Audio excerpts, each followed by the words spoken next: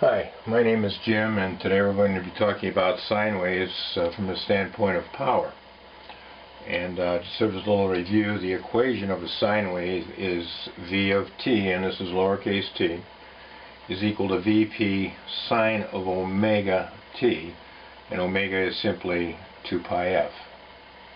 So what we have here is rads per second, and we multiply it by t in seconds, and we end up with a dimensionless number that serves as the argument to our sine function. Likewise, we can express the current also as I of t equals I peak times the sine of omega t. So both of these are perfectly applicable for sine waves, whether you're dealing with voltage or current. Now, the issue with power comes about because if we have 120 volts DC, and say we have a load of 120 ohms, is what we know from Ohm's law, is we have 1 ampere flowing, and the power dissipated by the 120 ohm resistor is going to be 120 watts. Now, with an AC source, what's the value of VAC that's going to produce 120 watts in the 120 ohm load resistor? So what we're going to do is start with the solution, and then we'll work back through the basics and figure out where this comes from. So the voltage here, which represents the heating power in DC, is called voltage root mean square, or V sub RMS. And as I said before, that's the voltage that produces the same amount of power as a DC source. Now, the issue comes about is if we look at a sine wave, as we see, it varies all over. I mean, sometimes the voltage is 0, sometimes 10, sometimes 170, sometimes negative 50, sometimes negative 80.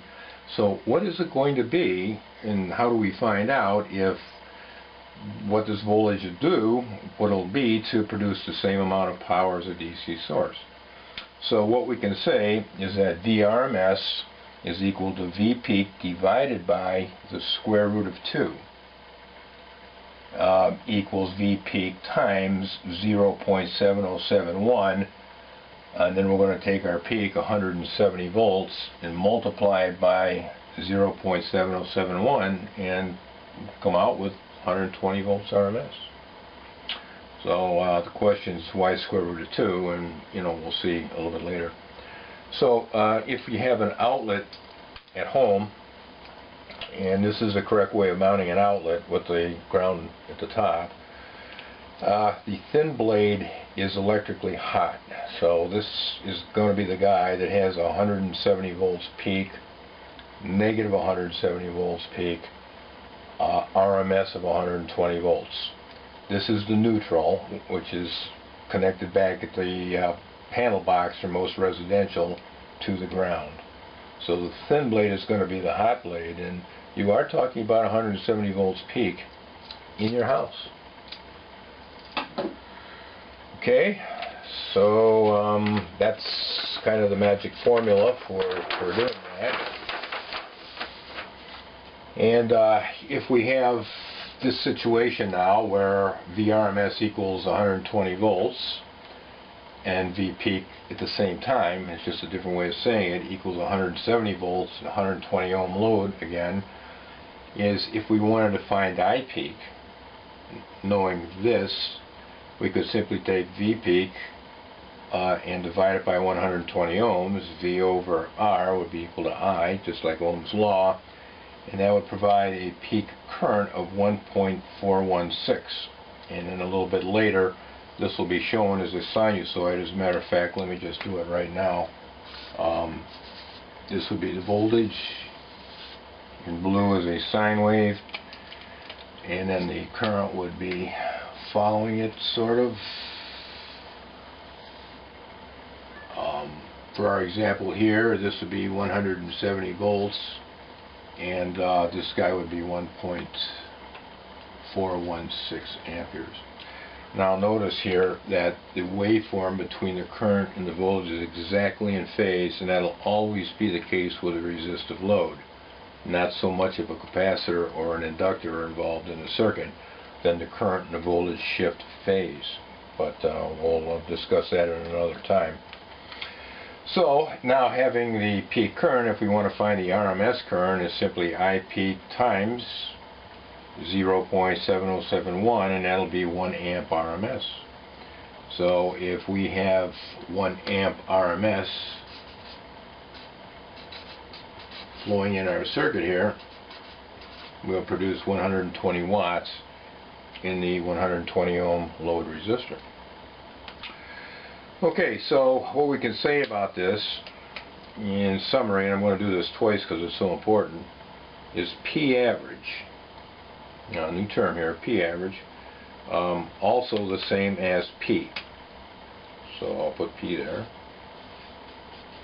So if you don't say the word average, it's understood to be P, is equal to VRMS times IRMS equals 120 volts RMS times 1 ampere RMS equals 120 watts. Cool enough. P average also equals V squared over R. VRMS squared divided by R equals 120 volts squared divided by 120 ohms also equals 120 watts. And then our third power equation is I squared R. So if we have I RMS squared times R, 1 squared is 1 times R is 120 watts. So any power equation you're using, as long as it's in RMS, will give you the average power. It does not matter. And the only question for you is which one is more convenient to use. Going further with this here, let's find the peak power. And what does that mean? Well, we'll see in a minute. This would be V peak times I peak, which would be 170 volts times our 1.416 amperes peak, and that gives us 240 watts. Also, peak power equals V squared over R, so V peak squared divided by R would be 170 squared divided by 120 ohms gives us 240 watts. P peak is also equal to I peak squared times R equals 1.416 amperes squared times 120 ohms gives us 240 watts. So anytime you're talking about peak power, it has to be subscripted with a P. With average power, not so much. If you went into Walmart and asked a clerk for a light bulb with an average power of 100 watts, they would not know probably what you're talking about. So you just say I need a light bulb with a power of 100 watts. So if it's not specified, you assume the power is average power. So where peak power would be kind of useful, and let me just kind of scribble this up here a little bit, is in a radar system. Now, a radar has to output an enormously powerful pulse. Go out miles and miles, hit an aircraft, have the reflection come back, and have a receiver able to receive it. So its pulse is going to be huge. And then, basically, it's going to be off until the next pulse. So even though this may be thousands and thousands of watts, the average power is going to be very low because of the time off. And the time that it's turned off, MIBP average, allows the device, be that a klystron or a magnetron, to cool off. So this is basically a situation which certainly doesn't relate to sine waves, but it kind of shows a relationship between peak power and average power that is quite different than the applications that we typically talk about. Anyway, getting back to business here, P average equals P equals 120 watts, and P peak equals 240 watts, and that was from the previous page. As you probably already figured out, P average equals 1/2 of P peak. 1/2 of 240 is 120, and likewise P peak equals 2 times P average, which would be 240 watts. This relationship you need to know, so remember it. So P average relates to using RMS voltages and currents, and the peak relates to using peak voltages or currents. And no matter how you solve a problem, you can very easily move back and forth. So for voltage and currents, we're talking about 0.707, or as we will see, 1.414, which is 1 divided by the square root of 2. And those are very important. When we talk about power, it's a factor of 2. You can't get these confused. The only place that I've ever seen power RMS is in audio power amplifiers, and what that means is that the power is tested using an RMS voltage. And this came out from abuses in the 60s having to do with intermediate I forgot what it is. Has to do with the rating of a power amplifier is usually light until you get a drum strike. So the manufacturer measured the power during the drum strike when the power supply tended to drift high. So you could have a little box here with some ridiculous rating of 70 watts, and customers don't know this. If they were to buy or listen to music that had a lot of low frequency, high amplitude components in it, the thing would distort terribly. And the government had to get involved. And they did. And they fixed it. They're now requirements. So let's look at a power waveform here. And in black we have a sine wave of voltage, and in green we have the corresponding current. And this is in a resistive load, so they're exactly in phase. And if we multiply these together, well, 0 times 0 is 0, so that's kind of easy, is what we get is this peaky waveform. And then if we take quadrants 3 and 4 and multiply these again together, noticing that these are both negative, we get another positive pulse of peak power. So what we end up with here is that we have 2 power pulses per cycle for a resistive load. And essentially what that means is that the light bulb will flash at you 120 times a second. One for the first half cycle and one for the second half cycle. Now you can't see that for 2 reasons, and one is the thermal inertia of the filament, and the other is the eye cannot see things change that fast. And that's kind of a good thing, or we wouldn't have television. So that's the power pulse, and we cannot see this with a scope.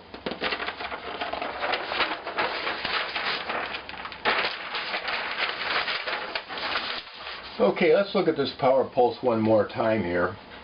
And in this case we have 240 watts, and that's going to be the peak power. And this would be 0 watts here. No, that is a watt. I just didn't see this guy right there. And this is our waveform, and what I'd like you to think about in your mind's eye for relating peak power to average power is to put a hinge here and kind of cut this guy off and rotate him about the hinge so he fills in the valley. So what we end up with is a straight line across here, which is the average power, which is equal to 1/2 of the peak power.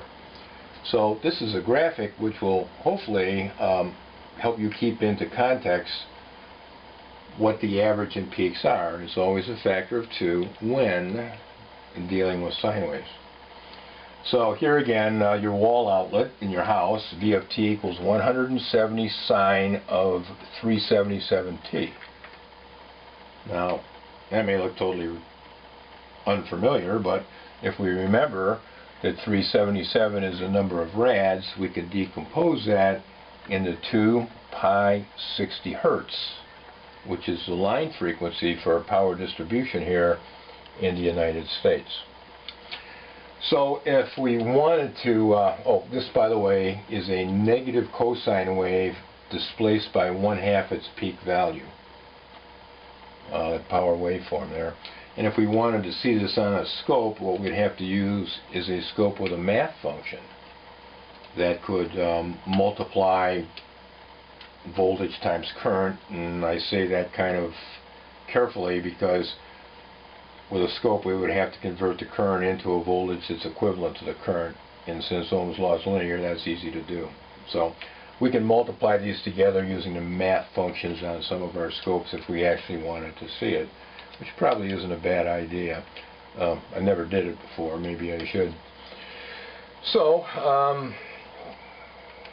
what you have to know here, this is must-know stuff, is what I repeated before, is the voltage times the current RMS is equal to the VRMS squared over R is equal to I squared. RMS times R equals the average power equals P. The reason I'm stating this again is because it is important.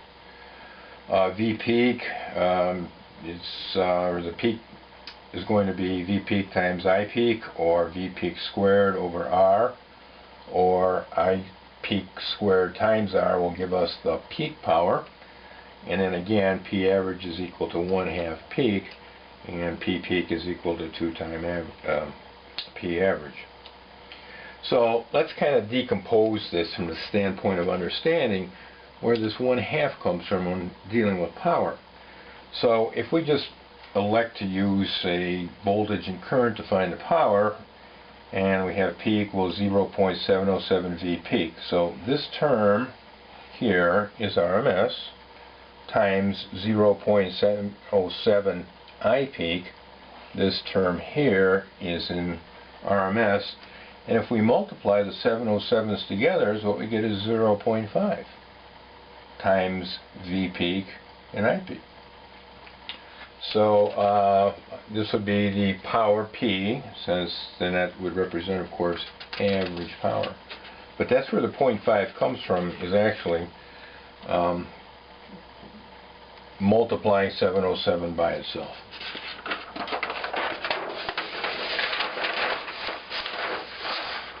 So examples. Power, assume P average in a 40 ohm resistive load is 9 watts.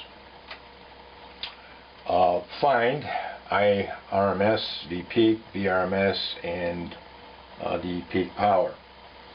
So the peak power is an easy one. We're given the average power, so we can just say peak power equals 2 times P average equals 18 watts. Not so bad. Now if we want to find what the RMS voltage is since we're given average power here, it's going to give us the voltage in RMS.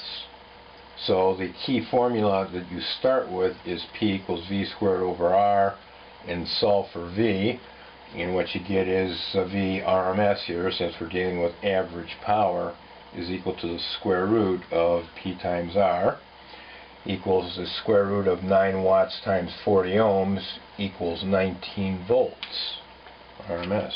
So if you impress 19 volts RMS across the 40 ohm resistor, you would dissipate 9 watts. Okay, to find V peak, we multiply that by 1.414, and where the 1.414 comes from is again involving the square root of 2, and that would be 1 divided by the square root of 2. So when it comes to 0.707 and 1.414, these are numbers you need to memorize because you're going to be using them forever. So V peak now is simply going to be square root of 2 times 1 over the square root of 2 times the RMS voltage, 19 volts, and what we get for a peak is 28.87. Now in previous problems, what we would be doing is, say, finding the peak of our line voltage, 1.414 times 120 volts RMS would give us 170 volts. We're just doing the same calculation using different numbers. So peak power equals I squared R equals the square root of P over R, and what we want to do now is well, basically find I RMS.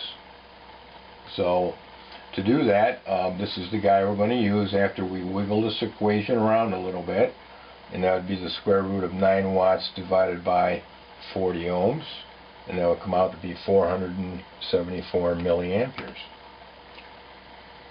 So now that you know what IRMS is that I peak is going to be equal to, again, 1.414 IRMS. 1.414 times our 474 milliamperes gives us 670.9 milliamperes peak. So let's do a little checking here. We've determined VRMS and IRMS, and let's see if the power comes out correctly. So P equals P average, VRMS times IRMS, 19 volts, which we calculated before, and the IRMS is 474 milliamperes. Forgot the milli here. Let me fix it. Milliamperes. And the product of those two equals 9 watts. Peak power, let's use Vpeak times Ipeak. This is what we calculated, 26.87 volts Vpeak and 670.9 milliamperes peak gives us 18 watts. So P peak is also equal to P average times 2, which is 18 watts. So everything sort of plays out well in this example. As you see, you're given some kind of strange things to start with. 9 watts and a resistor of 40 ohms, and it's kind of taking what you have and figuring out what equations you're going to use to solve the problem. So you might have to kind of think about that. So second example here is we're given this equation. V of t equals 18.5 sine of omega t plus some offset Vp, and what we're asked to do is find P average and Pp across a 150 ohm resistor. Now I'm looking at this thing, and this is 2 pi f here, so I made that number up, 1598, with an offset of 65 degrees, made that number up too. Just kind of, you just want to go home. I mean, this is complicated, but realistically, the only thing you need out of this whole equation is 18.5 volts peak. That's it. The rest of this is noise. So when you see an equation of a sine wave, usually you're interested in the voltage, the frequency, or both. So if we wanted to find the frequency of this guy, all you would have to do would be divided by 2 pi. We would have the frequency in hertz. So what we would say here is P peak, and you can do this numerous different ways. This is the way I chose. P peak is going to be equal to V peak squared over R. 18.5 volts squared divided by our 150 ohm resistor gives us 228 watts peak. P average again, no sense in computing RMS. Just 1/2 of P peak gives us 1.414 watts. So when you see these equations here, you have to not panic, just to figure out what you need out of it, because it's seldom, except in a test for right now, that you're going to be asked to find the instantaneous voltage. But you should be able to do that knowing what this value is here. Do it carefully and in radian modes, I might add. So what we can conclude from this is that the power in a resistor is not a function of frequency. Doesn't matter, and it's not a function of our offset. It's a function of the voltage and or if we're given the current, and nothing more than that.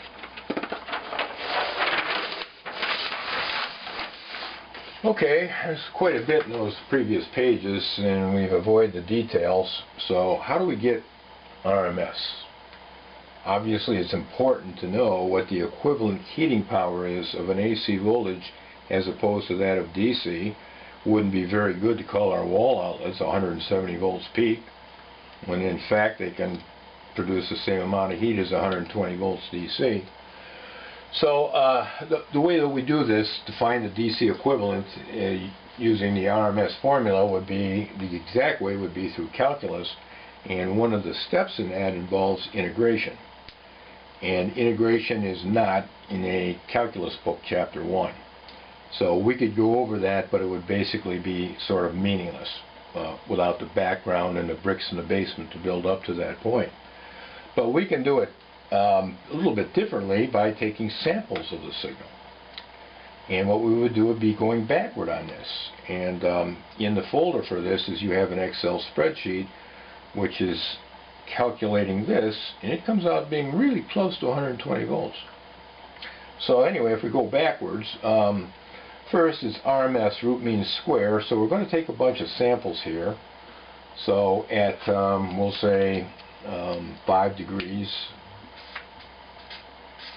and 10 degrees and 15 degrees and so forth, all the way through. Only have to go that far because of the nature of this. As you see, it repeats itself. And we take all these samples, and then root means square, so we're going to square each sample, multiply it by itself.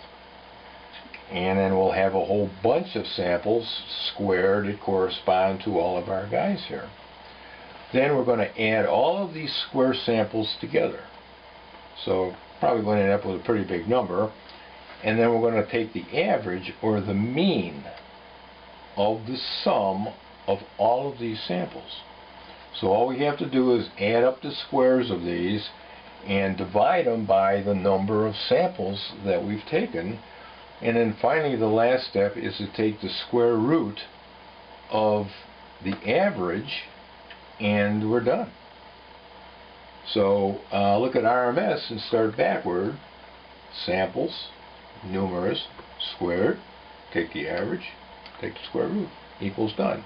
Now the cool part about this, it'll work on any periodic equation if you know what the function is.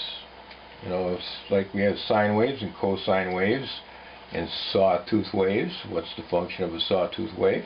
And that's made from straight line segments, so that's not hard to figure out. And triangle waves, for example, that's not hard to figure out either. So all we need to do basically, since this is repeating, is find this guy. And what we notice on this, if we're using P equals V squared over R, and this is V, when we square it, it becomes positive. And the same would be true if we were using I squared times R. When we square the I squared, it becomes positive. So in a resistor, there's not going to be any negative components of power. Now what does negative power mean? Well, this is power you're extracting from a function generator or the electric company, and if we have negative power, that means the part below the line here is going to be what we give back. So there are components here which are going to cause phase shifts between voltages and currents, where we're going to be sending some power back into the line or to the function generator. So that's not the discussion for today.